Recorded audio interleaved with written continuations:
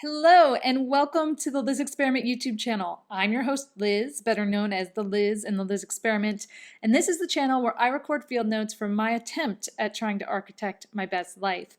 And this week I am back in Lyle, Washington in the Columbia River Gorge where I first started this journey back in June 2018.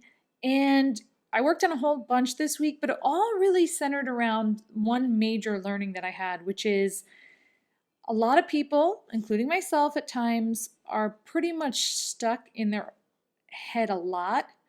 And well, basically, this holds us back. So, with that in mind, let's get into talking about it. Life's a foolish game. Do you ever feel the same? Well, maybe we could change. Turn the ship another way. So, as I mentioned, I am back here in the Columbia River Gorge, and I'm here for a few months. This is actually the longest stay in one area that I'm going to have had since I left the area almost 2 years ago. And I came in feeling a little bit weird about that because I was like, okay, I haven't really actually left, or I've left and I've traveled, but I'm back in the same spot. So I talk about a whole bunch of that in this week's newsletter, but know that as I'm describing in this week's lessons learned and what I worked on, that's kind of also been on my mind. So this week I flew from Albuquerque to Portland, and I actually stayed in Portland for a couple days, and I attended the CBD Expo, which was really interesting event. It was basically just a conference. Well, it was a conference for anyone really in the CBD industry, all the way from farmers to people who had farm machinery to, I don't know, people who did branding and design and people who were selling CBD-based products and all of those sorts of things. And during that time, it was like I landed on a Tuesday afternoon, and I was at the expo for like Wednesday morning, Wednesday and Thursday. And it was during that time where I got to observe a lot of people.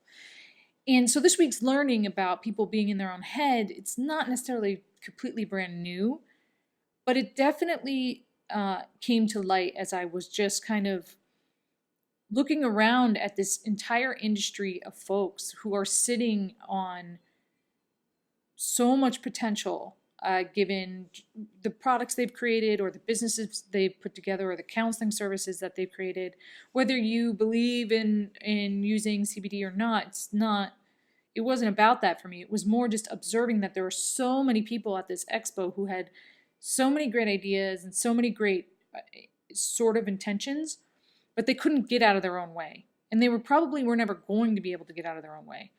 And as I started to observe this, what I mean by that is they weren't necessarily able to see how to take their potential and make it a reality, because they were kind of stuck with the story in their head of what they thought the reality could potentially be. And they were really excited about how to use their products and services, and they were really excited about their ideas, but they weren't able to get out of their own head to think about, okay, so how does my idea fit into the world? Or how do I get my idea into the hands of people besides just making CBD bread? Like, how does this actually get into the hands of others? And I saw that at the expo.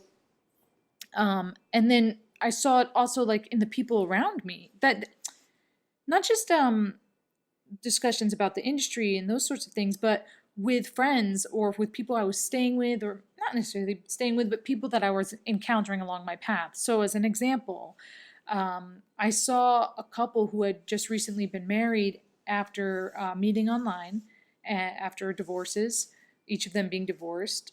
And I thought, wow, like you went right from being divorced, maybe took a few months or a year to be single, and then you hopped right back into marriage.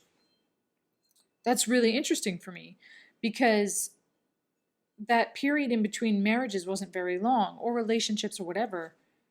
But I get it in the sense of like the story in people's heads are, I can't be alone, because if I'm alone, everybody's going to think I'm a loser, and then I'm going to somehow be left alone.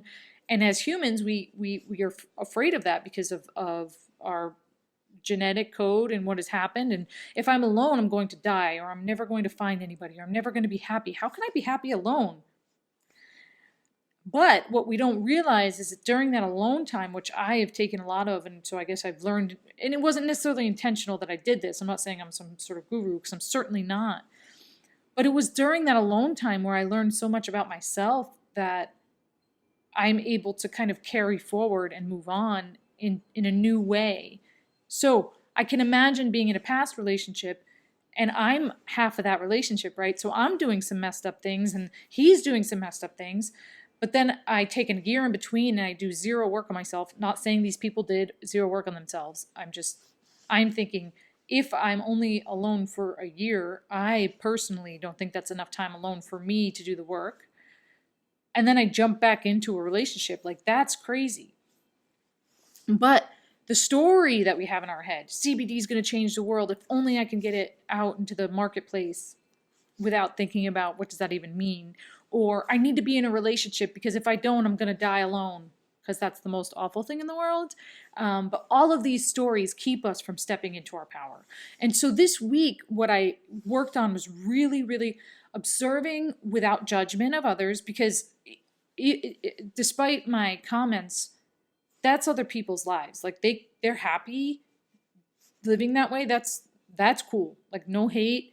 Never gonna say that that's wrong because you're happy, right? I personally am not happy living that way. And so being able to sit back without judging others, but just kind of taking in how people are acting and the decisions people are making, and understanding them a little bit closer and a little bit more intimately, and then rummaging around in my own head to think about my own experience is a lot of what I did this week. So that was challenging, because when you start to kind of, whatever the thing is that you're doing, where you're kind of gaining this outside knowledge of something, and you see where people are maybe doing things you wouldn't do, and you want to help them, right? You want to jump in and say, I could save you from yourself if you only just listen to this. Take this elixir. No. But you see that, and I saw that. I saw the people at the conference, and I just wanted to say, hey, you're doing it all wrong. Like, if you really want to sell this stuff and get it into the hands of the masses where you believe this needs to be for health purposes, you have to do this completely differently. You need to stop talking about full spectrum isolate, yada, yada, yada. Those things are not completely unimportant, but you need to start talking about how this helps people, right? But I could say that, but I knew it would fall on deaf ears. So instead, I realized my wanting to do that, and I think this is the important part for you guys. It's like, my wanting to jump in and help is actually a distraction from stepping into my own power, right? It's upholding my own story, that this is how you should do business, yada, yada, yada, or this is how you should take time for yourself between relationships. But that's not for them, that's for me. So my wanting to help them is really me distracting myself from helping myself. So I just kind of took all this in this week, and started to kind of see those moments where I wasn't focusing on myself, but trying to focus my efforts outward to try to change others or try to help others. I pulled back and I just looked at it and said, okay, where am I doing these types of things in my own life? And then when I saw myself, where I was able to be aware and present enough to observe myself doing those things, I took note of that and I tried to understand that. Well, why do I do that? What thoughts am I having? What feeling does doing that give me? Well, what thoughts am I having that make me want to have that sort of feeling in my life? And so I was very diligent about, or I'm trying to be still diligent about, asking myself that. And instead of projecting my need to save the world outward, recognize that my need to save the world is really a need to save myself.